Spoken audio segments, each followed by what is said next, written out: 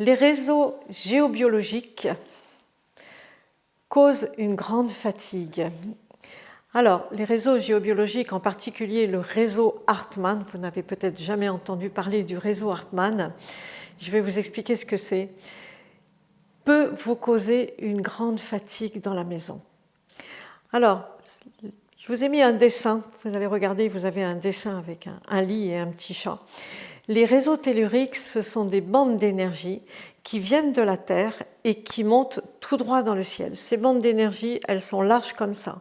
Elles font 20 cm, pas plus larges, mais ces bandes-là. Et elles partent de la Terre et elles montent tout droit dans le ciel et elles montent très très haut dans le ciel. Plus elles montent haut, plus elles vont se déformer. C'est-à-dire que si vous habitez une tour au 10e étage, eh bien, vos réseaux, ils vont être un petit peu comme ça, ils vont se distordre en montant dans le ciel. Et ces bandes d'énergie, elles sont nécessaires à l'équilibre de la nature parce qu'elles procèdent à des échanges, on dit des échanges d'informations entre la Terre et le ciel. Il y en a partout, il y en a beaucoup, et là je vais vous parler du réseau le plus resserré de tous, qu'on appelle le réseau Hartmann, mais il y en a d'autres, mais qui sont plus écartés. Et celui-ci, je vous en parle parce qu'il est très resserré. Il ressemble un peu, quand on regarde vu de haut, c'est comme si autour de la Terre, on avait un maillage, un filet de pêche énergétique qui tourne tout autour de la Terre et qui est beaucoup plus resserré vers les pôles et beaucoup plus écarté vers l'équateur, évidemment, puisqu'il suit la Terre. Et là où on est situé, nous, à notre latitude, dans un sens, nos bandes d'énergie, elles sont comme ça 20 cm, et dans l'autre sens, elles sont aussi comme ça 20 cm. Vous voyez, je vous ai parlé d'un maillage filet de pêche, et la longueur et la largeur de ce filet de pêche, c'est 2,50 m d'un côté et 2 mètres de l'autre à peu près. Là où on est situé sous notre longitude et latitude. Inutile de vous dire que pour poser votre lit et ne pas être sous l'influence de ce maillage énergétique, eh bien, c'est pas évident. C'est pas évident parce que les lits sont grands, 1m40, 1m60, 1m80, voire des king size de 2 mètres.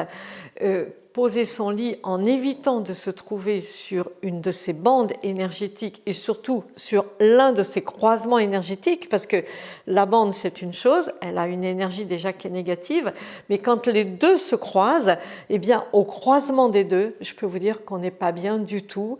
On le fait tester nous en géobiologie quand on fait les formations en géobiologie, tout le monde le ressent dans son corps et vraiment on n'est pas bien du tout. Eh bien vous avez beaucoup de personnes qui ont leur lit qui est posé sur un croisement de ces réseaux, soit ceux qui croisent sur la nuque, sur le cœur, sur le ventre, sur des parties du corps, qui font que c'est très néfaste pour la personne qui dort dessus, puisque quand vous dormez, vous ne bougez pas pendant 6, 7, 8 heures, 9 heures, le temps de votre sommeil, et cette énergie qui vient de la Terre vous transperce, traverse votre corps et peut vous causer des dégâts énergétique. Donc ça, c'est vraiment important de comprendre comment c'est fait. Je pense à tous les endroits, là je vous ai parlé du lit, mais il y a d'autres endroits. Il y a votre siège de bureau, il y a votre canapé. Voyez, et si en plus, parce que c'est pas fini, mais si vous avez ces croisements de réseaux comme ça qui se croisent, voilà, et vous avez ce croisement qui est là, votre lit qui est posé dessus, donc évidemment vous le ressentez, mais peut-être qu'en plus dans le sol en dessous de votre lit, peut-être que vous avez de l'eau qui court, peut-être que vous avez une faille dans le sol, peut-être que en plus, on l'a regardé une autre fois, vous avez de la pollution électromagnétique aussi en plus. Tous ces phénomènes associés font que vous n'êtes pas bien du tout. Alors, les solutions. La première, changez votre lit de place. Ça, c'est la première, c'est la solution la plus facile. Si vous pouvez le faire, changez votre lit de place. Deuxième solution, venez apprendre la géobiologie. Je vous dirais vraiment, je crois que notre santé n'a pas de prix, notre équilibre n'a pas de prix. Arrêtez de tout mettre sur le compte du stress. On est très stressé à l'heure actuelle. On a beaucoup de problèmes sur soi et autour de soi, dans notre environnement et dans nos comportements avec les autres. On a beaucoup de burn-out, beaucoup de choses comme ça. Mais on s'aperçoit qu'on vit sur un habitat qui n'est pas sain, qui est mal travaillé. Jetez un petit coup d'œil aussi dans votre maison pour la petite histoire. Je vous en ai mis la photo pour vous montrer les réseaux.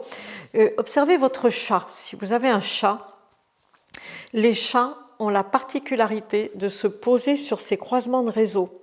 Si votre chat dort toujours à la même place, peut-être que vous avez un croisement de réseau à cet endroit-là, c'est tout à fait possible. Et eux, les chats, sont des animaux très très doués et très très énergétiques. Et ils ont la spécialité de prendre ces énergies qui sont très négatives et ils les transmutent, c'est-à-dire qu'ils les transforment en énergie positive. Et c'est pour ça que quand vous n'êtes pas bien, votre chat vient se poser sur vous, sur votre plexus. Si vous avez du stress, il vous l'enlève en fait, ce qu'on appelle la ronron-thérapie. Il vous l'enlève, il vous dégage le négatif et il vous met du positif à la place. Il vous calme le stress. Mais on n'a pas toujours un chat sous la main pour faire toutes ces choses-là. Et ce qui est bien, c'est de comprendre un petit peu ce qui se passe et de ne pas tout mettre non plus toujours sur le compte du travail.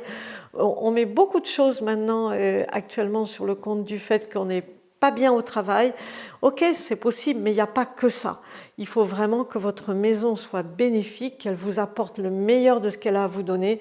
Il faut savoir que les anciens, dans les anciennes maisons, ces réseaux étaient toujours écartés.